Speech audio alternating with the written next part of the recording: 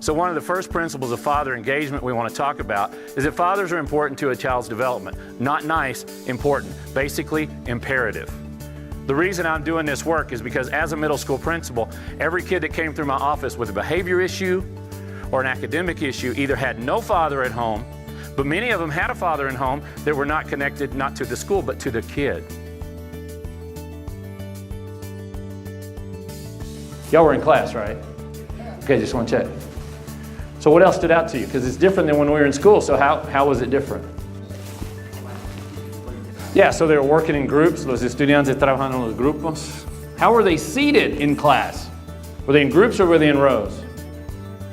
Groups. Los estudiantes estando en las clases en los grupos. Cuando estamos en la escuela, estamos en filas, que no. So what else? ¿Qué más? Smaller classes, I think so. I think we had a lot more kids in class. We wanted you to see that the class is different. And we wanted you to see it firsthand. Queremos que usted pueda ver que los clases son diferentes, enseñando diferente ahora, estamos enseñando diferente ahora, porque el futuro para sus niños son diferentes. Future for your kids is going to be different. So the kids in this school have never been alive when you didn't have a smartphone.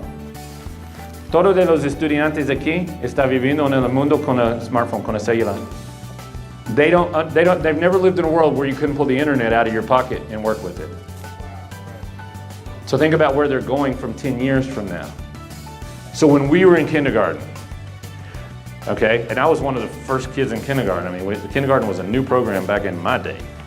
To get from kindergarten to first grade, if you could go from kindergarten to first grade if you didn't eat all the paste, right? But now we expect kids going from kindergarten to first grade to be able to read with basic reading skills. Not letters, read. Y ahora queremos que los estudiantes que están pasando a kinder, a primero grado, puedan leer con las habilidades básicas para leer antes primero grado. Because by the time they're in third grade, we need them to have good reading scores because to do science and math and social studies, they're going to have to be strong readers. So what I'm going to tell you is I need you guys to read to kids, and I'll talk about that in a second. But we wanted you to see what was going on. We wanted you to see. So I was a principal in Joshua, Texas, a long time ago during Columbine. Not at Columbine, but during that time. And we learned real quick, we got to teach kids to treat each other better. Y'all saw my big van out here? I got to drive a lot nicer when you drive a lot different when you put your name on the side of a vehicle. But we wanted you to see what was going on. When we talk about groups, when we were in school, did we sit in groups or rows? Cuando estamos en la escuela, estamos en las filas. You know? And what did we call group work when we were in school? Teamwork. That's not what did we do in group work? How many of you were bothered by all the talking going on in class today? Why are you talking? Shh, the teachers, why are you talking? What did the teacher tell the kids though? But what did the teacher tell the kids to do? Talk to your friends, ask your team, compare your answers. Right? How many of you work with other people that don't work well with other people? ¿Cuántos están trabajando con la gente que no puede trabajar con la otra gente que no? Porque nunca estaba trabajando conjunto. We never worked together. You can't imagine if a guy came to you at work today and go, hey man, what'd you get? No, what'd you get? You got a job to do. So think about what your kids are going to do. One of these days your kids will be pulling out a phone and there'll be a hologram that pops up on it. Help me, Obi-Wan, help me. Thank you for you nerds that got that joke. But think about what our kids are going to be used to. Think about what they're going to be doing. So we wanted you to know that we're teaching different because the future for your kids is different. Queremos que usted pueda observar que estamos enseñando diferente porque el futuro para sus niños son diferentes. But it's also why we have a Dad's Day. We wanted dads to come specifically because you guys make a difference in your kids' education. Queremos que los padres puedan asistir a este día de papás porque es importante que papá está ayudando con educación. Es diferente. Moms, we're glad you're here. You make it look better. You make it smell better. We're glad moms are here. But we have a Dad's Day because when dads get involved, moms are working, moms are doing the job. When dads get involved, those kids do better. When parents read to kids, your kids do better in all subjects. If your kids ever come home and say, I don't have any homework, they always have homework. Reading 15, 30 minutes depending on how old they are. Get them to read every day.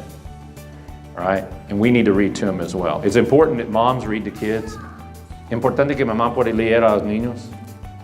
When moms read to kids, they learn to read, they learn to love to read, and they learn to love books. When dads read to kids, they learn to read, they learn to love to read, and they learn to love books also. Those of you that have daughters, when you're involved with your daughters and they get hugs and they get to wrestle with dad, she does better in math and science because dad's physically actively involved with the daughter, right? Dads, you walk in at the end of the day, kids are already there. Dad, what's the next thing that happens? But yeah, they want to play. Now, how many of you get attacked by your kids? Right? It's called engagement, but it's attack. They ask mom, how was your day? But what do they ask you guys? They don't say, how was your day? What do they say? What'd you do today? You guys, no matter what you do, how you do it, are reflecting how to navigate the world. So your kids are going to be in middle school together, they're going to be in high school together. All right? And even if you have sons, I worried about my sons. When my sons were freshmen in high school, they had senior girls calling them. That's not right. Well, she wants to take me. You're not going anywhere with her? That's a grown woman. You're not going with her? Well, no, that's not appropriate. And besides, I never had no freshman girls or senior girls call me when I was a freshman. You look just like me. I don't know what was up. Yeah, that's the real truth. Like, that hurt my feelings. So here's what we want to do. Dads, we've talked about, we want you to read to your kids. We want you to help them with homework. We want you to know what's going on in class. How many of you met the kid your kid's always talking about? You meet that kid? Here's what I know. I work with people I work with 1,000 dads a week sometimes. What I know is regardless of what you think or where you're at, when we sit down and when we get to know each other, we really got a lot more in common than whoever else is telling us something different. And the other thing is, what I love about coming to a school is our kids are growing up together. Our kids are going to know each other. Our kids are going to be friends unless we do something different, right? So we're going to do a real quick activity, and it's okay, dads. It's a man activity, okay? Oprah's not here. But what we're going to do, and it makes it real easy, like if you guys at this table stood up and kind of moved in, y'all have a circle around this table. You guys do the same thing. And so you don't have to hold hands. All right, we're not singing Kumbaya, it's all good. Everybody get in circles of 12 to 16 people. So move in where you can see each other, hear each other. All right, so I need the smartest person in each group to raise their hand. All right. The guy with the Packer shirt said that. Okay, I'm gonna see. Y'all tell this young man he's not the smartest. He's a big brother. I won't give him that. Who's the smartest one over here? Or you guys can turn around here. Y'all can join this circle. Come on over. So every group's got a ball, right? This group got a ball. Make sure everybody gets the ball before the last person gets it to the smartest person.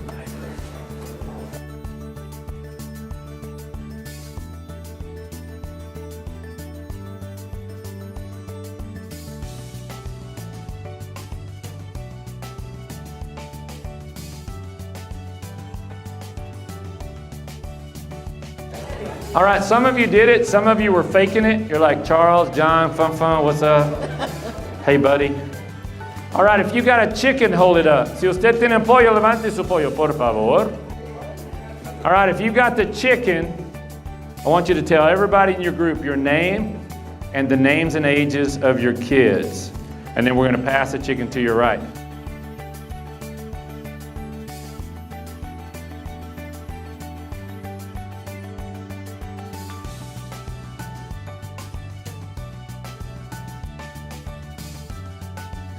Read to your kids. Help them with that homework. What you do is important. We want you guys to know that.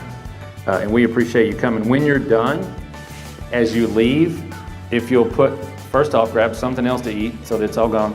But pencils, evaluations, chickens, and all these crazy balls that you got over there, put those on the table back there.